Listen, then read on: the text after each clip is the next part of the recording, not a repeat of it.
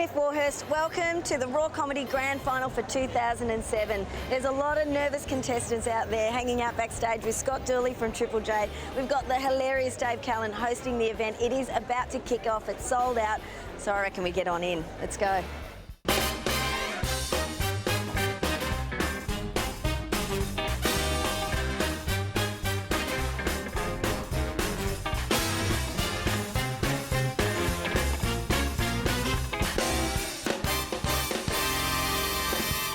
Hello, my name's Scott Dooley. I'm from Triple J Radio and I'm backstage with some very, very excited people as they are about to take the stage for the Raw Comedy Grand Final 2007.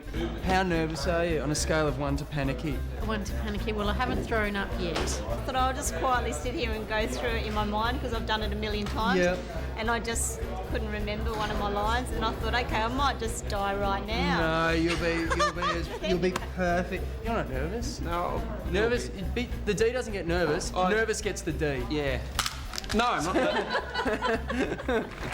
Please welcome your host for Raw Comedy 2007, Dave Callan.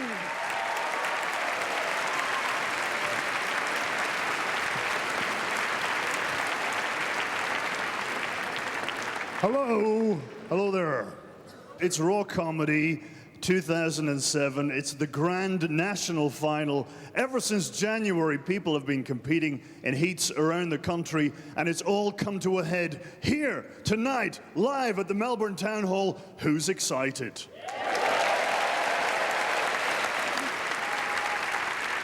You know what it is, before we do this, it's very weird doing comedy in a country where the people are already incredibly funny.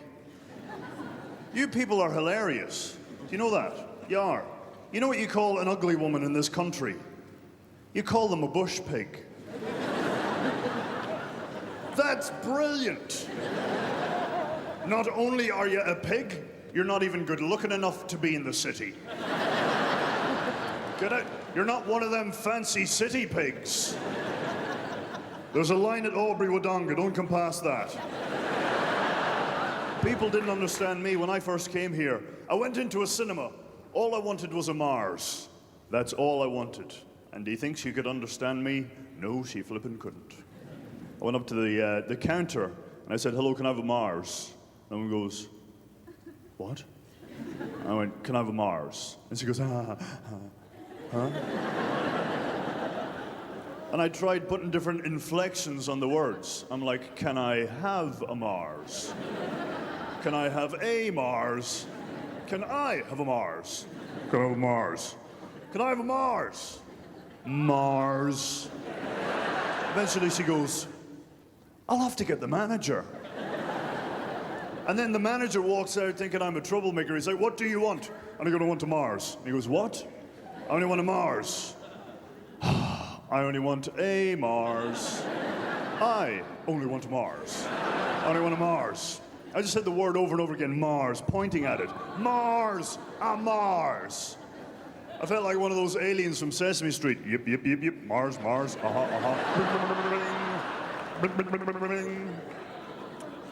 Eventually he goes, oh, you mean a Mez bear? Yes, I should have specified the bar. You probably thought I meant that large red planet made up of gas billions of miles away. Oh, I'm so excited about tonight because it literally is brilliant. Raw comedy has been getting better and better every year. It's unstoppable. It is a juggernaut. This is like the gala of the future. These people have been whittled down from 500 to 12, are here for your entertainment tonight. You're going to have an absolute ball. Everybody coming out here has already won. So it is a celebration of comedy. With that spirit in mind, I would like you to give our first act a huge round of applause. He aims one day to have the skills and talents of MacGyver. Let's see what he does with a bunch of cacti, a wonderful crowd, and a microphone stand. Would you please welcome from WA, Xavier Susai.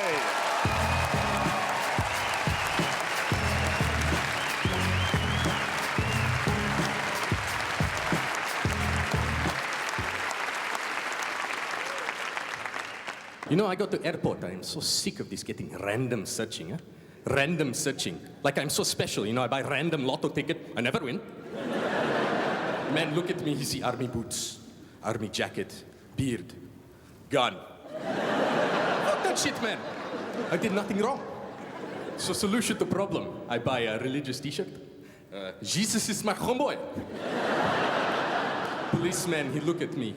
He say, "Oi, you're looking really sus, eh? Fucking, how about you and I go to the station? Have a bit of a chat." "But Jesus is my homeboy. No problem." "Oh, yeah, no, you're right, eh? Fucking, just make sure you got a real gun next time, all right?" "Actually, I just came out of a 74-hour shift at Caltex. I just thought if I stood here, I don't have to pay for a ticket." Nah, that's my real voice. How you guys doing tonight? Yeah. Have you guys been listening to the radio? The fuck is up with the radio? The people are playing all sorts of songs these days. Everything is getting remixed. Everything. They're running out of songs to remix. I reckon they're going to start pulling songs out of TV shows, you know, and just remixing them. I know what you're thinking right now. You just can't wait for Craig David to release his latest album. Yes, that's right. Talented man. I reckon he could do like an R&B version of Captain Planet with like Shaggy doing the chorus or something. Captain Planet, he's a motherfucking hero. Gonna take pollution down to zero. And then Shaggy can do the chorus.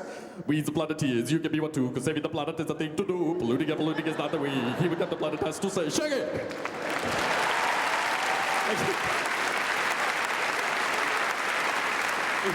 You know what? I'll close it off, right? But like, I like going to souvenir stores and impersonating like musical instruments, really obscure ones. And every time you go to a souvenir store, right, you always see some dickhead play a didgeridoo. So I like walking up to him and going, "Mate.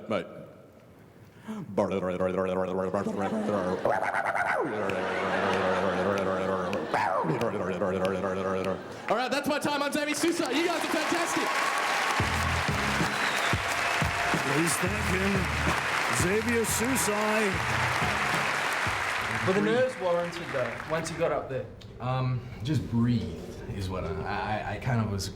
I had this whole thing going, wow, first is really difficult. But then Dave Callan is the god of MC. Like, he's the shrine. I mean, Buddha is named after him. He doesn't have a word in the judging. And now please welcome a man who lists his worst comedy experiences being pelted in the face by the audience with Freddo Frogs, Mr. Sean Conroy.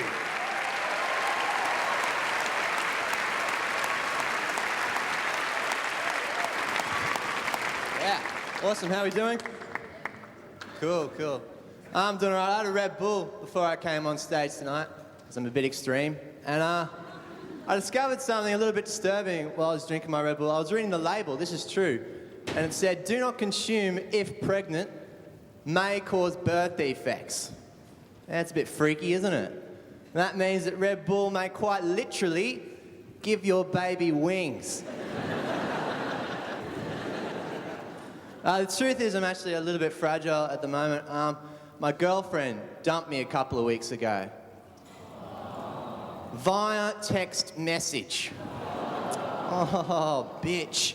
And, I can still remember the horrible moment I received this message. I excitedly flipped open my phone and this message was just like, "Hey, Sean, I don't like you anymore. You're dumped. Smiley face LOL. Laugh out loud. Who the fuck laughs at that? You'll be heartbroken. Ha. And then at the very end, she's like, "But hey, I still want to hang out. So let's be friends." And I'm like, now why the fuck would I want to be friends with someone who just dumped me via text message? What are we going to do? Go out for coffee? What's that going to be like? What are we going to talk about? Hey, remember when I used to be able to touch your boobs? I can't do that anymore, can I? Well, I could, but it'd be a bit weird. There's no such thing as a platonic booby touch. Or would that be like, "Oh, g'day, Sarah, how's it going?" But it's weird when you start going out with someone, you just think they're perfect in every way, You overlook all the obvious problems like personality flaws and herpes. Like when I started going out with this girl, I believed that the sun shone out of her ass onto a solar panel, which in turn powered an electronic handjob machine. It didn't. It powered a vice which slowly crushed my testicles. I've had some weird jobs. I now work for my dad. Dad owns a bed shop. He's a tyrant.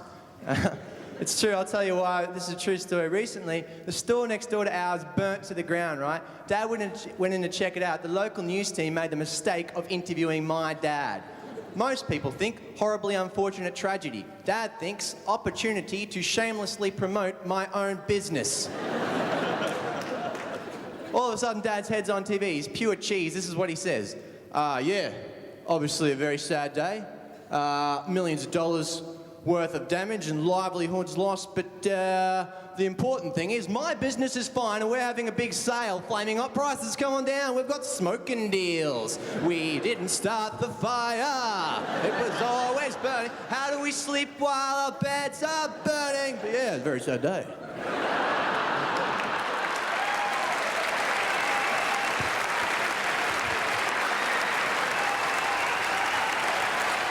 Ladies and gentlemen, Sean Conroy. How did that feel?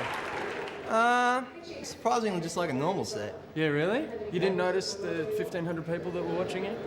I did notice that. Now please welcome to the stage a woman who this, her most embarrassing moment, as accidentally touching her boss on the willy during a meeting. From Mullumbimby, New South Wales, Ellen Briggs.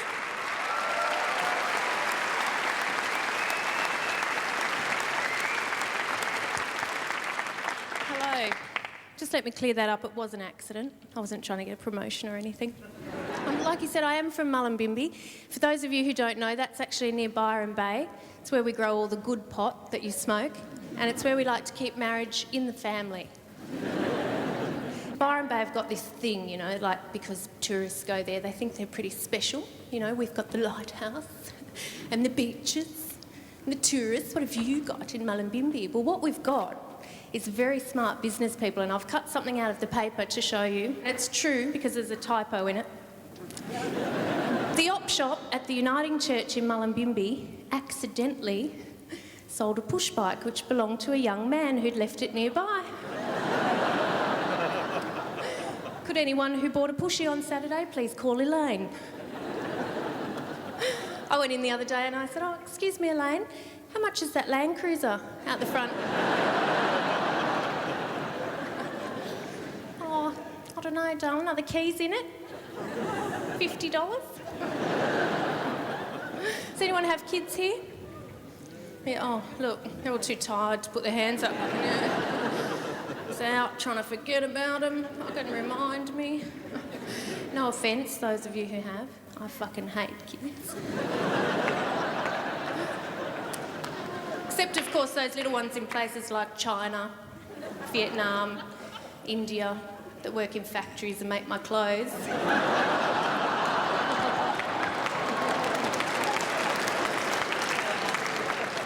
I love those ones. Because they're useful.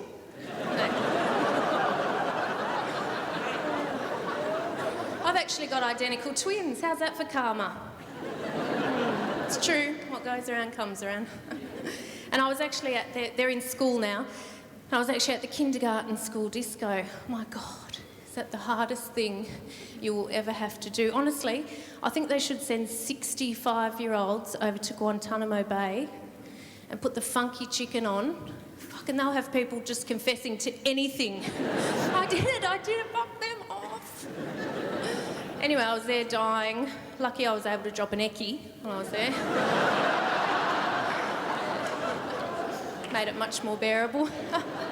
Should have seen that kid that picked it up.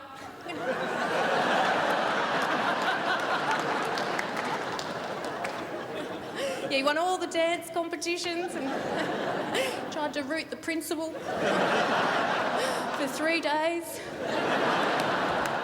That's all from me. Thank you. Ellen Briggs.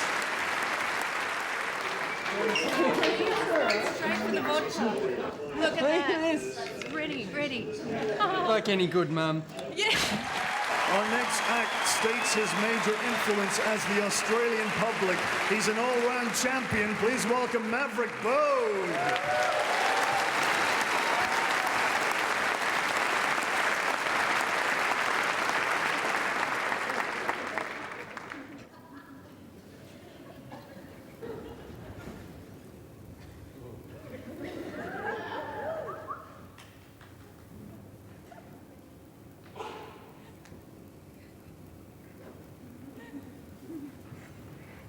Yeah.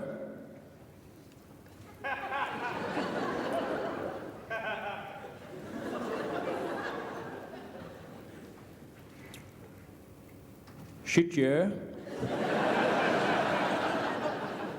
Yeah.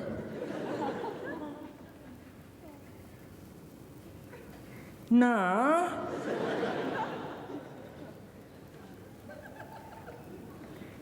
Nah, mate.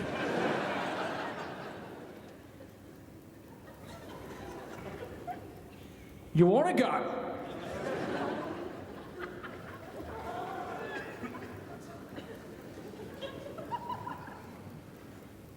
You wanna go?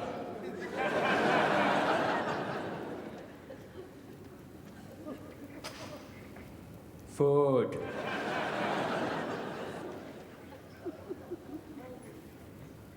Holding. Food. Shit. Holding. Shit, yeah.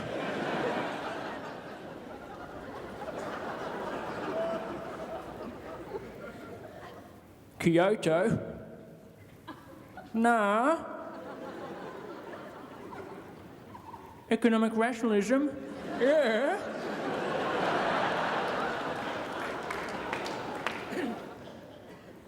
Land rights. Sorry. Yeah. Yeah. Yeah. Nah. Nah. Yeah. Yeah. Yeah, John. Yeah. Yeah. Nah, Kevin's not here. Yeah. Yeah. Yeah. Yeah. Sorry, John. Sorry, John. Sorry, John.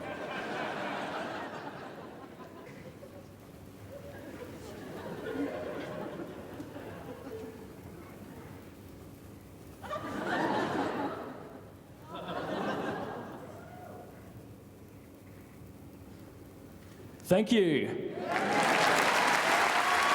Please thank Maverick Bode.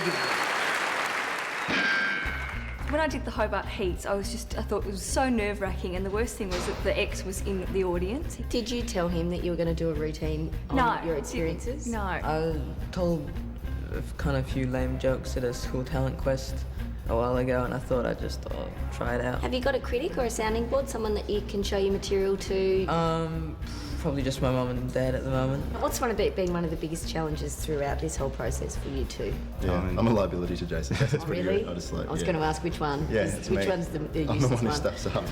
Oh no. What are you looking forward to the most tonight? The energy that you get when you get your first laugh.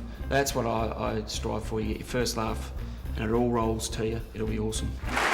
Our next guest's ambition is to meet Bert Newton. She's from Hobart, Tasmania, Alicia McCormack.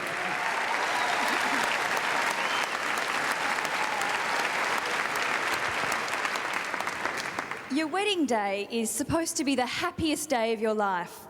Well, that's what I thought until I had the horrifying experience of cancelling mine 5 days before the big event. To put it graciously, the whole experience sucked ass. I was getting married, then I wasn't getting married. I was going to have a husband, then I'm single. I had a diamond ring, and now it's on eBay. Planning a wedding is pretty irritating, but let me tell you, cancelling one is just as annoying. For me, the worst part was having to deal with the fake pity. Everyone from the celebrant to the people that supplied the tablecloth said exactly the same thing. Oh, poor you, poor you. You do realise the deposit's non-refundable, don't you? Then there was the dress. I had spent months touring bridal boutiques who were all owned by women called Lynn. And every Lynn described every dress I tried on in the same way. This is our ivory princess fairy tale gown.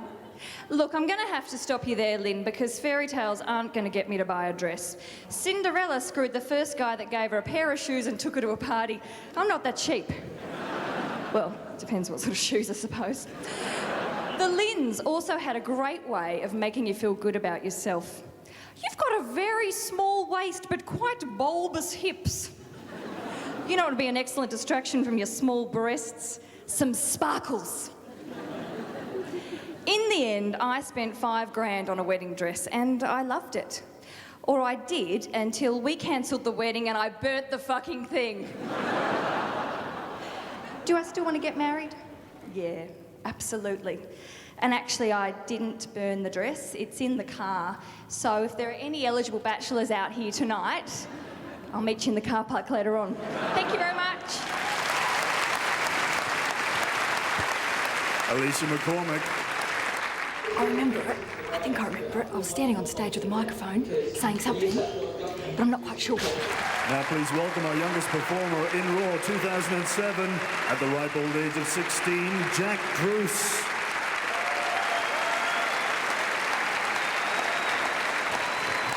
Hey everyone, I'm Jack Druce. It's great to be here in Melbourne. It's great just to be out of Sydney actually. Because Sydney really scares me, you know?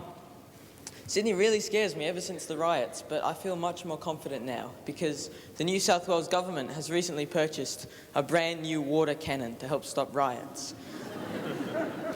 And you know, I think that's really great because that's going to stop all of the riots that happen on Mondays, Wednesdays and Fridays during dawn and dusk that don't occur on a hard surface. So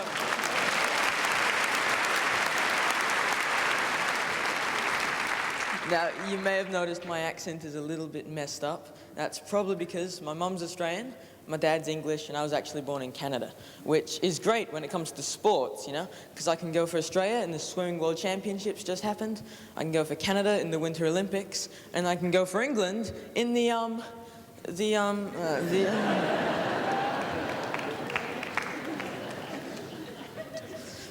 does World War II count as a sport?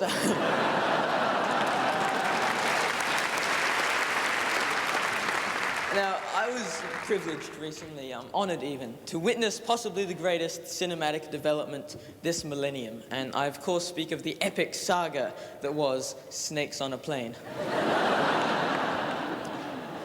Now, I honestly do think Snakes on a Plane was a really brilliant movie, purely because it was called Snakes on a Plane. And the movie was about snakes on a plane. And the thing is, though, I grew accustomed to the movies that have a title that describe what happens in that movie, you know? I went to see Happy Feet. I was expecting, like, hello, how are you then? I'm good, I'm good. It's a beautiful day, isn't it? Yes, indeed.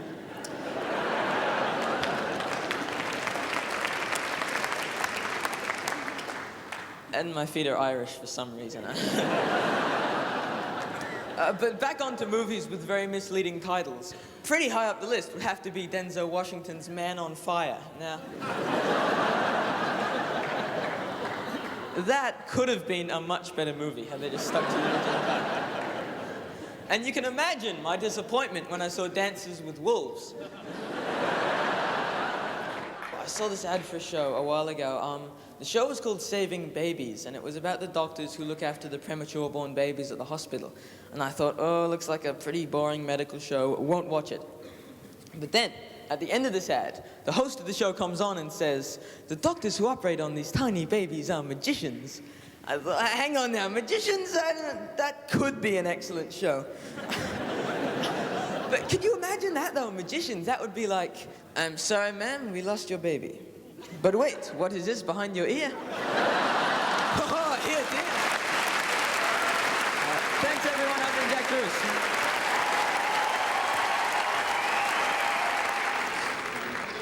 That was a lot good. That was really good.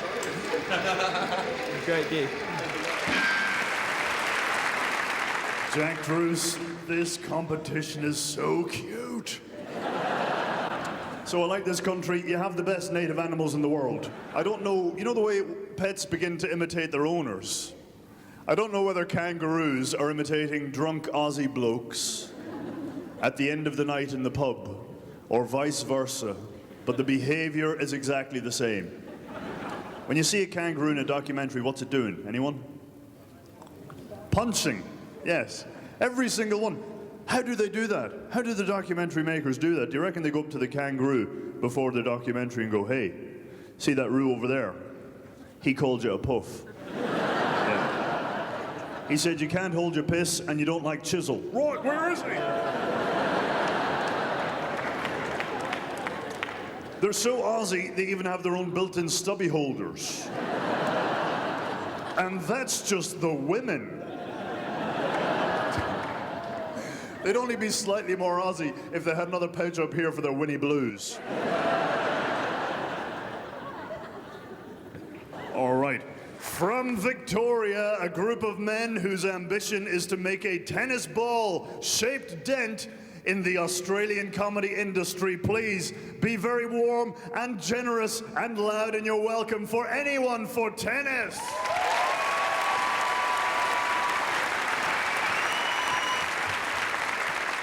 Hi, we're Anyone for Tennis. It's fantastic to be here.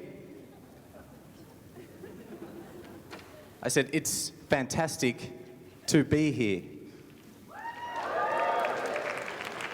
Oh, shit. Andy's forgotten his cue. I give him the one line that's vital to kick off this tight five, and he screws it up. I knew this would happen. All right, okay. Now, this is the grand final. No doubt they've realised something's wrong. Don't let them know you're panicking.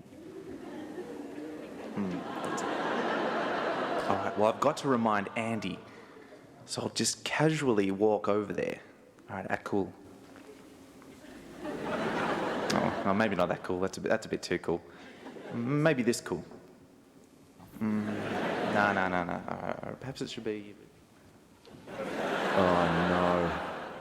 Jace has lost it. I give him one line to kick off this set and he cracks under the pressure. Okay, the crowd are not going to put up with this.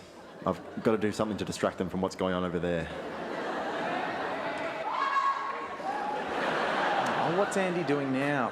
This is just getting weird. And the audience looks like they're getting impatient. Especially those two at the back. I wonder what they're thinking. These guys are shit. Are they just going to play recording all night? I just wish they'd play a song. This is our secret track. It's about young love. I don't remember much of my high school days. My memory's not that good when retrospective. But I recall my favorite teacher clear as day. She taught me for my PE elective. She was beautiful, her legs, her hair, her eyes. She scored a high distinction from all the high school guys. But that was years ago, you should see what she's become. Yeah, she's the hottest news in this morning's Herald Sun. 'Cause it reads, she was caught in the day's end in the arms of a year 10 at the back of the school gymnasium. Was it always his head stop having affairs after class? Well, that boy should have been me. I love my teacher of PE. Back when we were students, our boundaries were clear cut. But now I'm reading tabloids claiming my love is a slut. And all these scandals on the news and on TV, they make me consider redoing my VCE. That's it, I'm re-enrolling. 'Cause she was caught in the day's end in the arms of a year 10, giving very physical education. Was it always possessed stuff, getting action after class? Why didn't she choose me? I love my teacher of PE. She was always friendly, but nothing more than that. Instead of coming on to me, she just talked about school camp. Yeah, she did, but she used to say, "Come on bike camp, I'd like to show you how I ride." Yeah? "Come on ski camp, I'll teach you how to stay warm at night." It's fair enough, isn't it? "Come on surf camp and I'll let you get me wet." Excuse me? "And in the outback, I'd really like to help you pitch your tent." Shit! Did you know she liked younger men? Well, I didn't comprehend. Would it fuck your court case if I called you this weekend? The only handcuffs you would see are the ones you'd strap on me. Give me a chance to be your guy. I promise I'd never testify. No, I'd never. No, I'd never. No, I'd never testify. Oh no, I'd never testify against you. I was 16, you were 32. I'd never testify against you. You fucked my mates, and I never knew. I never testify against you, but I still wait 3 to 5 years for you. Thank you so much for doing this. Have a great night. Anyone for Tennis? That's it. it? Oh, yeah, it's good. It's great. Oh, it's amazing. Fantastic. They're a really cool audience, and they dug the weirdest stuff. Now this guy realised he wanted to do comedy in grade 5. Please give him a round of applause as he takes centre stage, the D.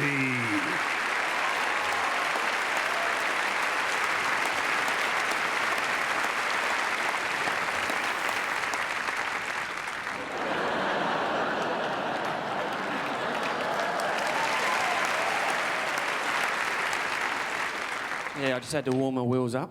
There we go, ready to go. Hey, get down, the D's in town. Yeah, thank you. I say you get down, because I ain't getting up.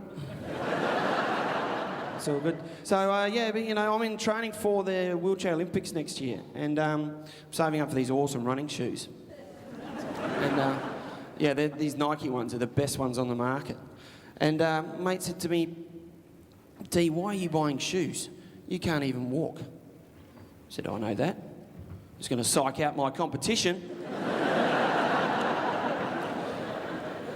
They're not going to know what I'm capable of. Yeah, I was going down the street the other day and this bloke came up to me and said, oh, geez, mate, you've got short hair. Are you in the army or something?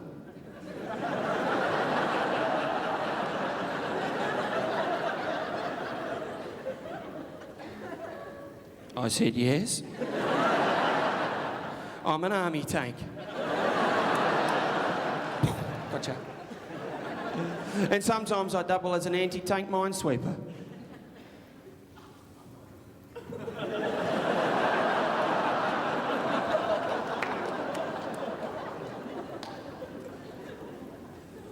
Yeah, but I do have short hair and it helps on those 40-degree days. They're pretty hot, aren't they? Yeah, pretty hot. Luckily for me, I'm a paraplegic. I only feel half of it. Yeah, there's a comfortable 20 for me.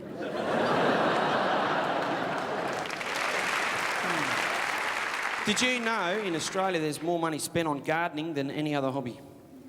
I believe that. Shopping at Hydro Warehouse ain't cheap. But I got some good stuff in my garden shed. Yeah, some good tools in there. I've got a lawnmower.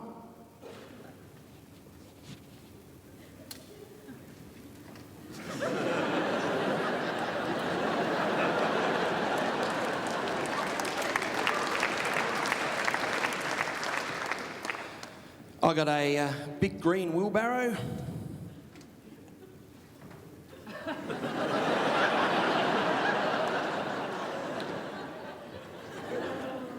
That hasn't got a scratch on it. And I got a Ryobi leaf blower. What a useless piece of shit that is. The leaves stay where they are. I'll finish up next door. Thank you very much. On the D, get down. Thank you.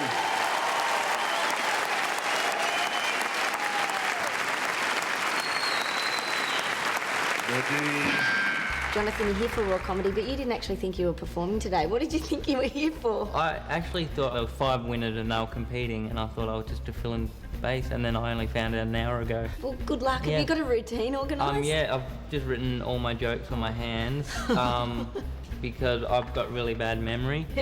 Did you have someone there to help you with your routine? Yeah, my husband. Yeah, I do lots of ring ring. Are you in a meeting? Is this funny?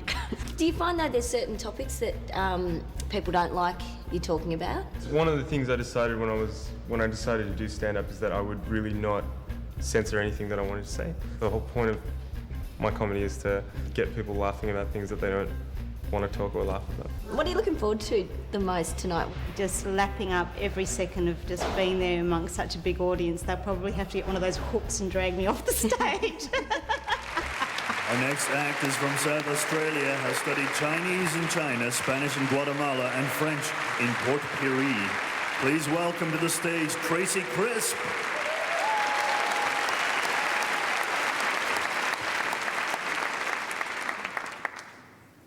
Hi. So my name is Tracy. I've given up my career, become a stay-at-home mum, and I'm here to tell you it's true. Being a mum is the most rewarding thing I've done. And I have to believe that because the rest of my life sucks. So I love everything about my kids. Eating breakfast with children who haven't learnt to wipe their nose. Love it. Play-Doh with children who haven't learnt to wipe their nose. Love it. Cooking biscuits with children who've just discovered their penis. Love it. But I don't like the way everyone's trying to sell stuff to my kids. Footy players came to my little boy's school the other day, sent all the kids home with stickers, tattoos, and vouchers for Hungry Jacks. We've never even been to Hungry Jacks, but all of a sudden my kids won't eat anything unless I shove it on a tray while they ride by our kitchen window. Gone are the days they thought a Happy Meal was something I didn't burn. And the school fundraising, that never stops, and I'm sick of buying chocolate frogs at $56 a pop. I joined the fundraising committee. I said, do you want to be the richest school in the state? Well, empty the library and put in poker machines. And I can say that because that was my career, librarian. That doesn't always stop the conversation. Sometimes people say, oh, librarian. You must really like books. They're all right. Really, I like giving out fines and I was too short to join the police. Thank you very much. Are you happy with that? Yeah, I was very happy with that. There was a lot of people there, but it was good. You know, I often wonder who came up with that T-shirt, "Kiss Me, I'm Irish." That is so flippin' stupid. Who the hell came up with that? I reckon every nationality should have their own T-shirt and you have to do a certain thing to them. Like, touch my arse, I'm Belgian. Or, punch me in the face, I'm French. Or, leave my sister alone, I'm Tasmanian. Irish people, we're not the best looking race in the world. We're not. We think we're good looking while we're in Ireland. While we're there, ooh, look at us, we're gorgeous. Yeah, we should go overseas and show people how good looking we are. Then we go overseas and go, oh no, look at everyone else. We're completely munted in the head. The French are the ones who are good looking, aren't they? They can go up to any single woman here in the room, a French man could, and say, hello, would you like to join me for some cuisine and perhaps later a little romance? And, yes, please, I would, you'd say. Wouldn't quite work if he was Irish. Hello. Would you like to come back to my place for a potato and a fork? This next act is so multicultural. On a clear night sky, she can pick up SBS. Would you please welcome Sai Kim Wan?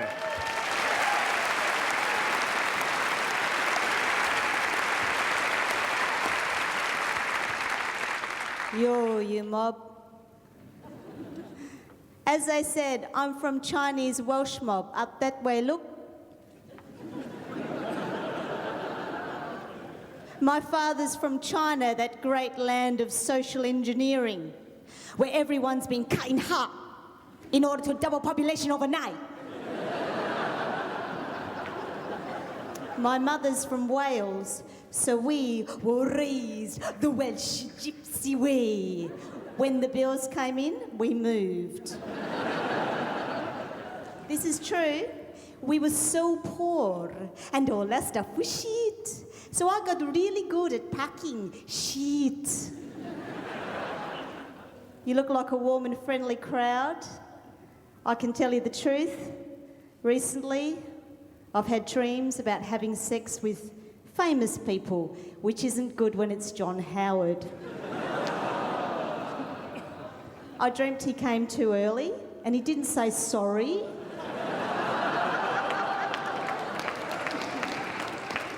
Then I dreamt I was in bed with George Bush. Now, guys, he's got an embarrassing problem, eh? Like a premature ejaculator, he's a preemptive striker. He shoots without warning. He leaves this big mess for someone else to clean up, and then he blames them for making him trigger happy. So picture this, I'm in bed with John Howard and George Bush. really did my self-esteem some good, people, being able to prize them apart.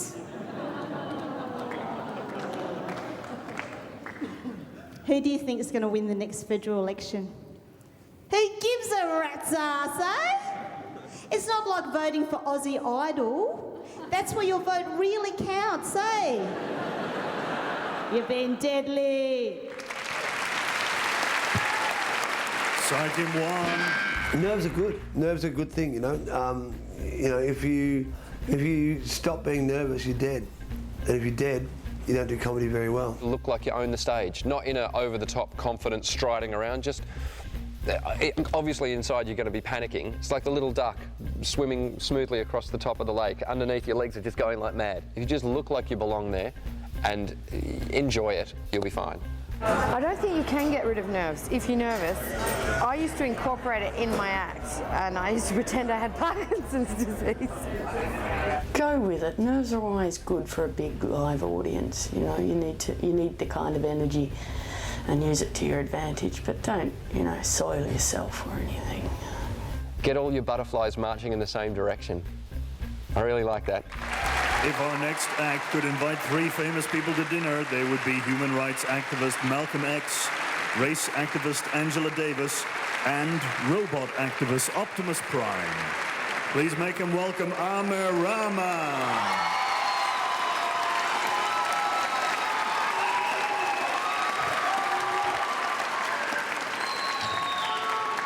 Hi, how are you?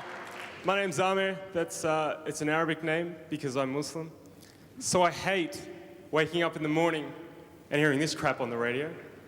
Oh, Alan, why don't the good Muslims tell us where the bad Muslims are?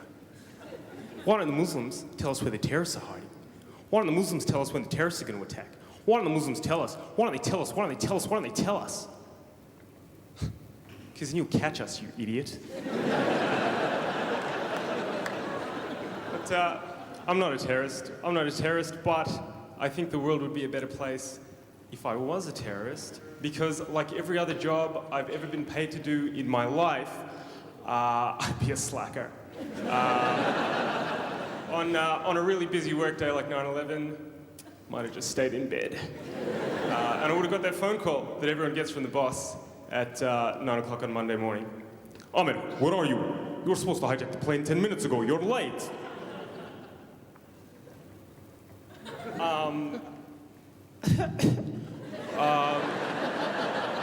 I'm really sick, man, so I don't think I can make it into work today. So maybe like Ali or Mustafa can cover my shift. Oh, you're breaking up. Yeah, death to America.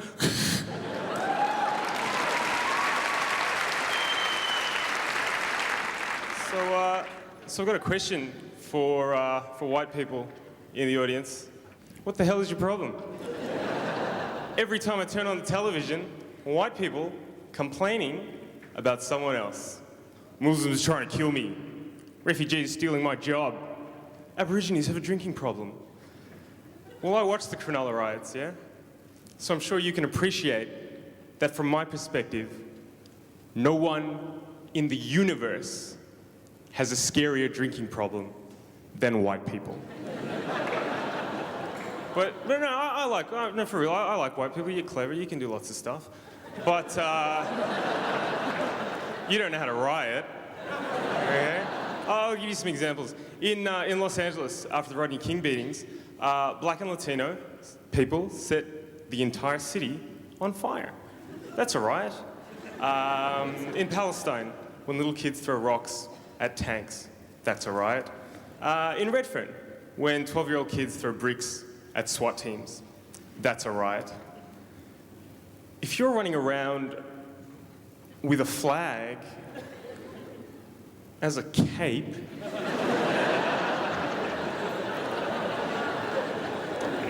and the closest thing you have to a Molotov cocktail is a VB, that's not called a riot. That's called me and my friends are fucking dickheads. That's my time, thanks very much. Please thank Amir Rahman. Were you nervous? I was nervous all day until I got on stage, and then there was just no time for nervousness anymore. Yeah.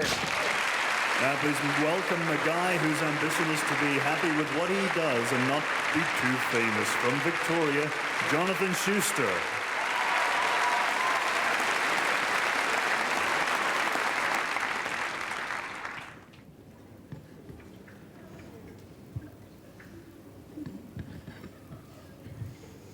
Hi. Some of you may have seen me before, so I've got some new material for you. This is polyester. And I think this is cotton.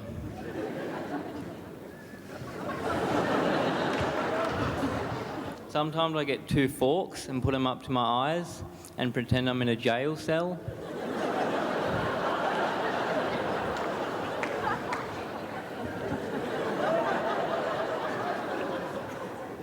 I went to the Sunday market last Sunday and I bought a pirated DVD. Johnny Depp's really good in it.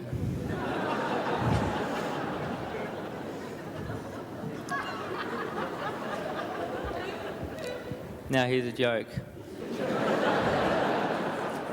What do you call a Jewish man who climbs Mount Everest? Thanks. A Mountain Jew.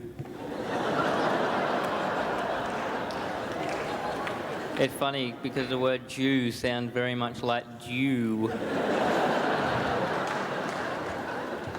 Next stand. I was at a party and this guy, I thought he said I'm off, meaning see you later. So I went, all right, see you later. And he went, do you have a problem with that?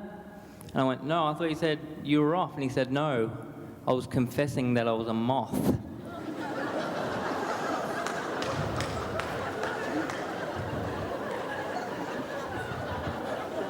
And then he made out with a lamp.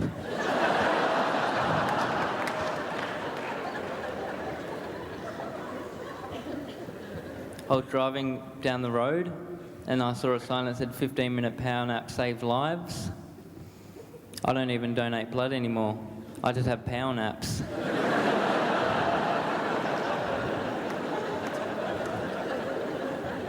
I have about 32 power naps a night. And I don't even know the difference between a normal nap and a power nap. It's probably more extreme.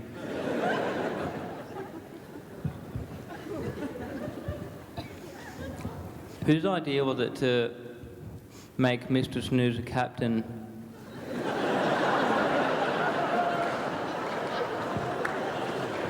How did he even become captain? He must have slept his way to the top. Thank you.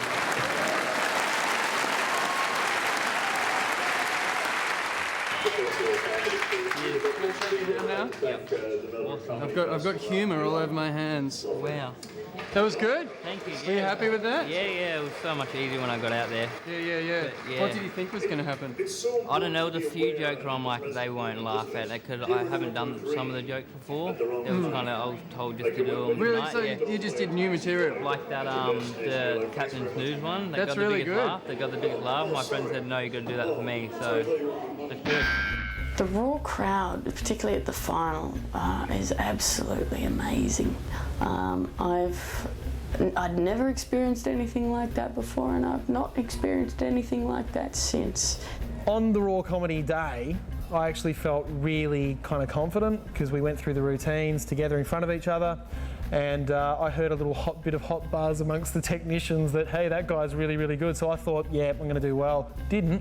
The general rule, as far as I'm concerned, for playing a big crowd is to pretend that you're playing a small crowd. Don't get eye contact with anybody, just look out there. Make it big and larger than life, and then you'll sail through. I think it's easier to play big rooms, actually, because you have more of a percentage chance of hitting people with your sense of humour. So if you're playing like 7 people, good chance none of them will like you, but 2,000 people, at least someone's got to. Eyeball someone in the front row directly down their eyeballs right at them until that person laughs. Nude. If I was doing Raw and I wanted to stick out in people's minds, do it nude. That's the go. So if you do a joke that doesn't work, just go, well, that one certainly didn't work. That's all you need to say. The audience will laugh, they know that you know, and then it's all right. Do you reckon butterflies get tattoos of women's bums?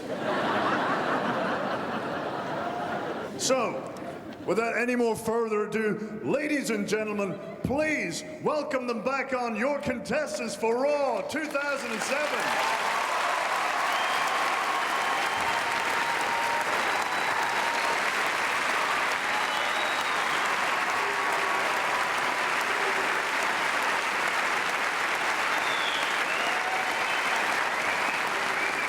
Now, it gives me great pleasure to introduce one of our very special guest judges. Consult your program to see who the other guest judges were.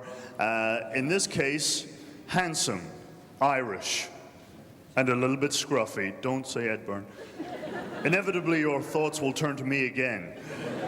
But yes, there is another. Would you please welcome the lovely David O'Doherty.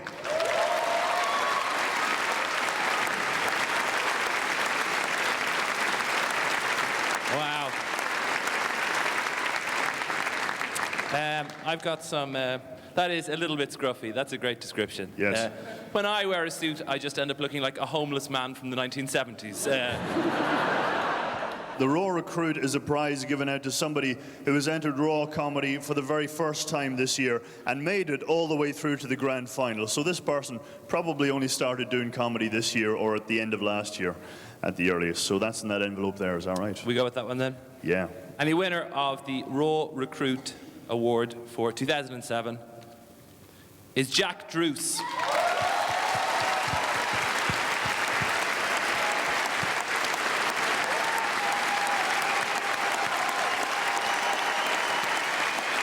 That was brilliant, Jack. Well played, man. Yeah, nice flowers, Jack. Yeah. We have some runners up to announce first, good people, and so we'll get them happening now. Wow.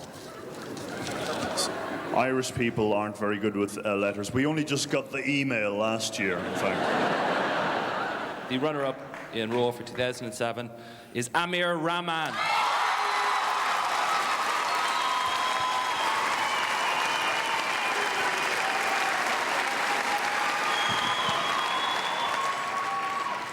That just leaves one more name to announce, ladies and gentlemen. And before we do that, ladies and gentlemen, the moment we've all been waiting for, Raw Comedy for 2007 comes to a head.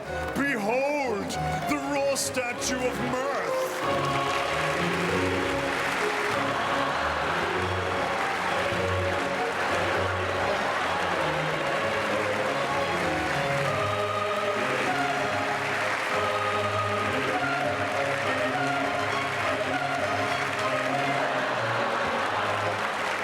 The winner of Raw 2007, ladies and gentlemen, is Jonathan Schuster.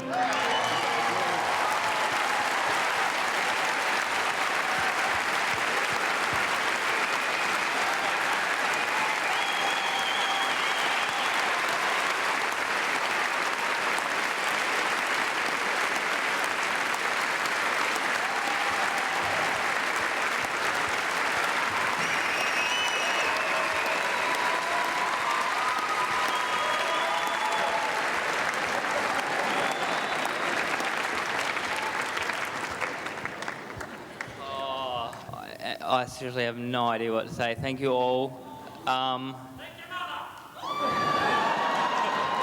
Thanks, Mum. Thanks, Dad. Victoria. All my friends for coming. This is just the best thing on earth. And thank you all again, and thanks.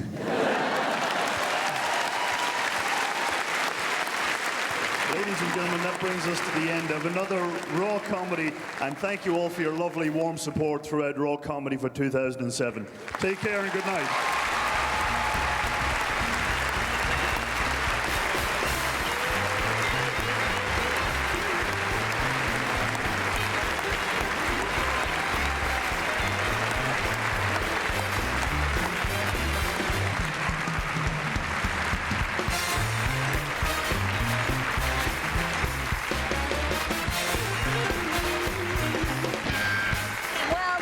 tonight. We hope you enjoyed the Raw Comedy Grand Final for 2007.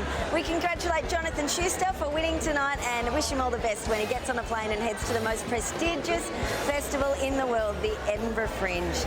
Big thank you to our host, Dave Callan, and of course our man backstage, Scott Dooley. And if you think you've got what it takes to get involved in Raw Comedy, then look out for our roll call in early 2008. Also a big thank you to the Melbourne International Comedy Festival. I'm Miff Warhurst for JTV. Good night.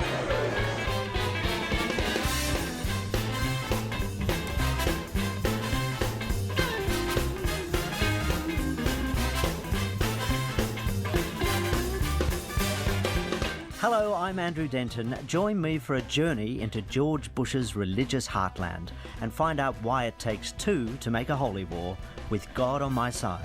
9:30 Monday night on ABC.